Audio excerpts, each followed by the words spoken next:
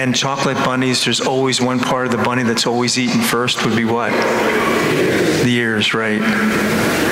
And then the second, the largest non-chocolate candy that's sold way above everyone else. Do you know what that is? Peeps. You know, I grew up not thinking you couldn't even eat those. I thought they were simply decorative pieces. But you know, my friends, today we celebrate a beautiful feast. And I was reading some articles on Father Switzer. He's a Jesuit priest that was president of Gonzaga University.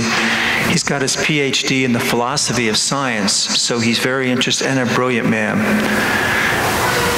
And he was talking about where science is, and they can actually prove that there's an afterlife now and that we have a soul. Scientifically prove that. And how is he proving that? In today's world, and there's not a lot of publicity about this, but there's all sorts of research being done with people that have had afterlife experiences, that have died, that have literally died at a table, and they've had afterlife experiences. And he monitored and collected all this data and then coincided to make sure to see if it syncs together. And he said it was interesting because a lot of these people would hear conversations in different parts of the hospital. They would also see things like if they had dentures and they were misplaced, they would tell the attendant, the nurses or doctors where they put them.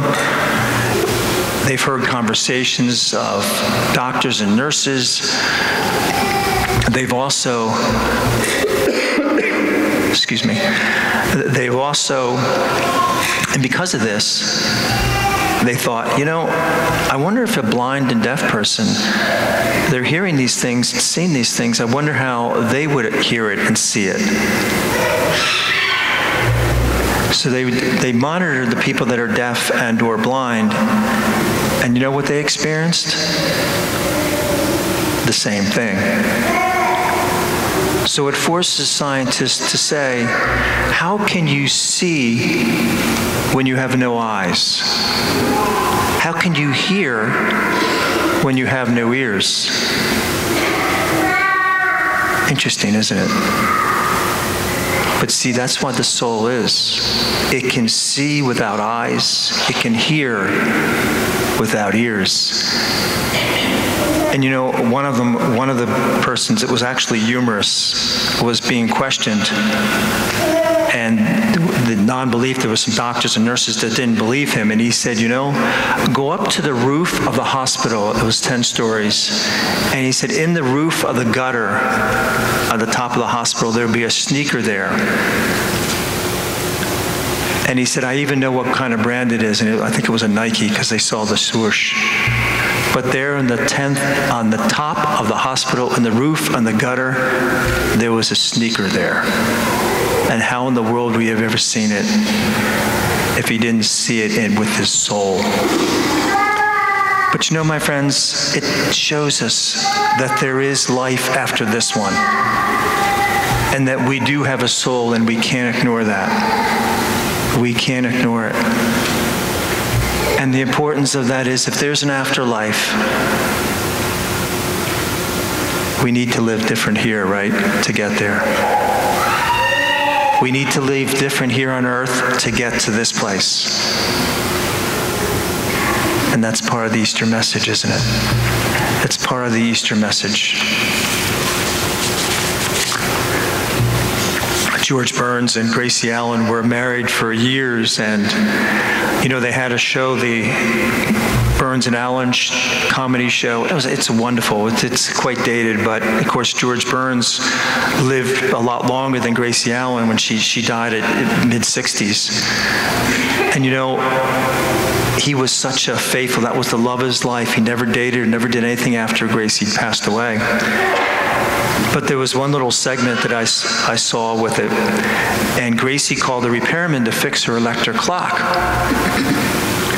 And the repairman came to the house and was fiddling her for a while, and they said, you know, Gracie, there's nothing wrong with your clock.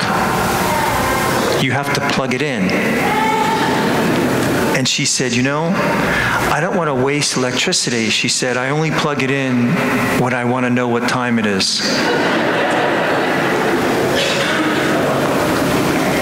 But isn't that with our relationship with God, isn't it? When we want something or need something, we plug in our clock, don't we? We do it all the time. I need something, I'm in a problem in my life, I need to plug in my clock. It needs to be stayed plugged in, doesn't it, my friends? It needs to be stayed plugged in. There was a sermon I heard by Patsy Clairmont. I don't know if any of you have ever heard of her. She's an evangelical preacher, and I don't know how known she is. She's a little elderly.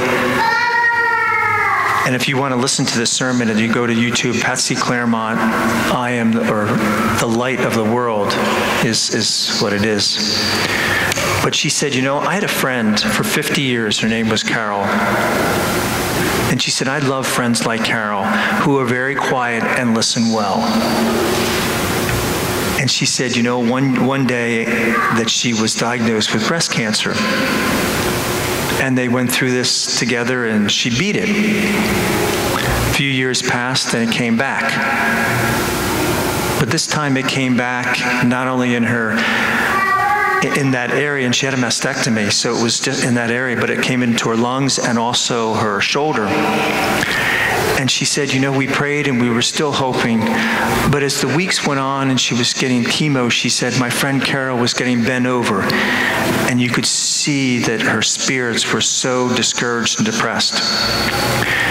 She said, I didn't know what to do. She said, I prayed. I said, God, I need to give her some inspiration and some encouragement. And I need it from the Word of God. Is there something in the Bible that I can give her that will inspire her, or at least lift her spirits up? And she heard these 4 words be in her head. Let there be light. Let there be light. And she said, Lord, that's nice. And of course, let there be light were the first words that God spoke. And if you look at in Genesis, we heard the readings last night. Those are the very first words that he spoke. But she said, I need something to lift up my friend. And it was cute in her talk, she said, have you ever counseled the Lord? She said, I recommend not. But she said, I was hoping for like the Psalms and the Old New Testament, something that would lift her up. And she said, let there be light. And it kept coming to her. So she told her friend, she said, this phrase kept coming to me. And her friend, she said, I said, okay. She said, I don't understand what this means or what it's supposed to do for me, but I'll pray it. So for the next week and a half, all day long, Carol would pray, Lord, let there be light. Let there be light. She said it was on my lips all day long. Lord, let there be light.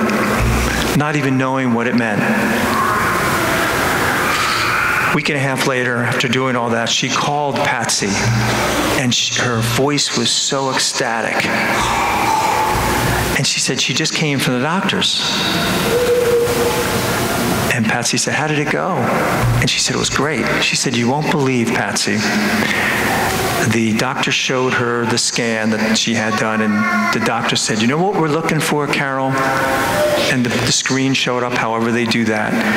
And she said, we're looking for all the light in that screen because the light shows where the antibodies are attacking and overcoming the cancer.